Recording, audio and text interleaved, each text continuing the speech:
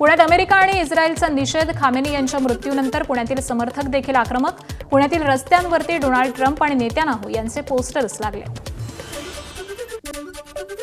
Khamenei यांच्या निधनानंतर ठाण्याजवळील मुंब्रा येथील रस्त्यांवरती मोठी गर्दी. इस्रायल आणि अमेरिकेविरुद्ध निदर्शनं करण्यात आली.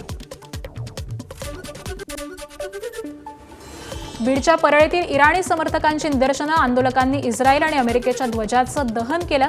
इराणी वस्ती ते इक्टे कॉर्नर पर्यंत काढण्यात आलेल्या या मोर्चामध्ये मोठ्या संख्येनं नागरिक सहभागी झाले.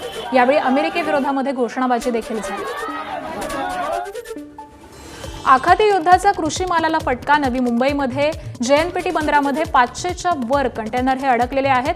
जेएनपीटी बंदरामधून इराण, इराक आणि दुबई या आखाती देशामध्ये जाणारी जहाजं अडकल्यामुळे द्राक्ष, केळी, कांदा आणि भाजीपाल्याला फटका बसलाय.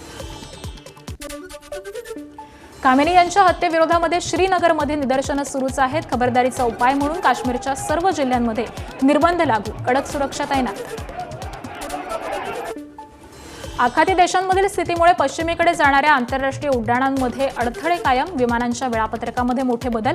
तर दिल्लीच्या विमानतळाची माहिती आहे. युद्धजन्य परिस्थितीमुळे दुबईमध्ये अडकलेत सांगलीचे 30 पर्यटक. सगळे सुरक्षित असल्याची माहिती. इराण, इस्रायल आणि अमेरिका या युद्धामुळे दुबईसह संयुक्त अरब अमिरातमध्ये देखील सुरक्षेची कडक उपाययोजना ही करण्यात आली आहे. अमेरिका इराण संघर्षाच्या पार्श्वभूमीवरती यवतमाळ जिल्ह्यातील 5 जण दुबईमध्ये अडकले. 2 मार्च रोजी परतीच्या प्रवासाला निघालेले असताना त्यांची फ्लाईट ही रद्द झाल्यामुळे ते दुबईमध्ये अडकले.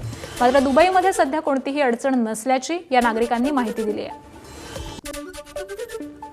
पिंपरी चिंचवड महापालिकेच्या माजी नगरसेविका 40 ज्येष्ठ नागरिकांसह दुबईमध्ये अडकल्यात.